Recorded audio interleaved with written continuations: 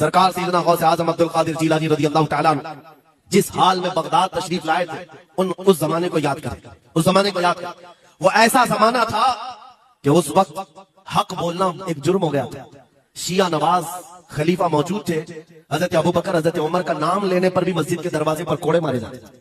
یہ وہ حالات تھے، علماء کی زبانیں گنگ تھی، بول نہیں پاتے تھے، خطبہ کیا دینا ہے وہ بالکل سکرپٹڈ، جو خلیفہ وقت چاہے بس اتنا ہی۔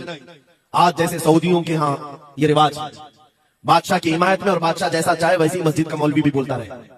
شریعت کیا کہہ رہی ہے، میرے مصطفیٰ کریم صلی اللہ تعالیٰ علیہ وسلم کی تعلیمات کیا کہہ رہی ہے، اس سے کیا سروکا، بس اتنی باتیں کرو جتنی ان کے بادشاہ کی حمایت تھی۔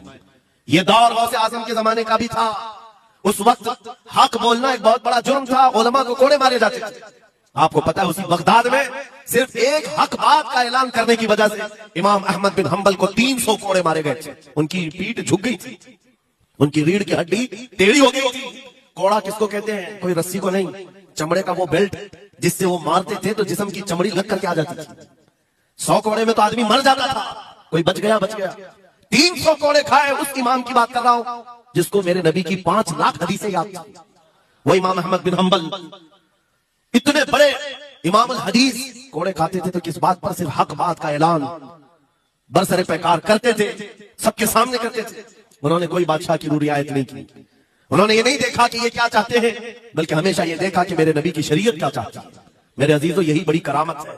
غوث اعظم کی بڑی کرامتوں میں سے کرامت یہ ہے، اس زمانے میں آپ بغداد تشریف لائے جب حالات ایسے تھے کہ حق بولنا دشوار تھا، اور آپ جب مسجد کے ممبر پر کھڑے ہو کر اعلان کرنے لگ گئے، ہیبت ایسی طاری تھی کہ کوئی آپ کو روک نہ سکا، اور آپ کی یہ حقانیت کی تبلیغ پھیلتی گئی۔ شروع میں 10 لوگ، پھر 20 لوگ، پھر 100 200، پھر 1000 2000۔ غوث اعظم نے چند مہینوں میں جو خطبات دیے، آپ کے خطبات کا عالم یہ تھا کہ پھر 70,000 کا مجمع برابر سننے کے لیے آیا کرتا۔ اور غوث اعظم کا یہ خطبہ ایک نہیں، ہزاروں خطبات ہیں۔ جب آپ خطبہ دیتے تھے، ایک بات یاد رکھیں، زبان اگر پاک ہو اور اللہ کی نبی پاک کی شریعت طاہرہ بولتی ہو، اس زبان میں بلا کا اثر ہوتا ہے، اللہ کریم کی طرف سے اثر ڈالا جاتا ہے۔ حق بات اگر بلند آواز سے کہو، یہ مت دیکھو کہ میں کون ہوں، یہ دیکھو کہ کلام کس کا ہے۔ اللہ کریم لوگوں کے دلوں پر بات ڈالتا ہے۔ غوث اعظم کی زبان سے نکلے ہوئے کلمات ایسے ہوا کرتے، مجمع ختم ہونے سے پہلے پتہ نہیں کتنوں کی تو لاشیں اٹھائی جاتی تھی، کتنے تو وہاں بے ہوش ہو جاتے۔ کس بات پر؟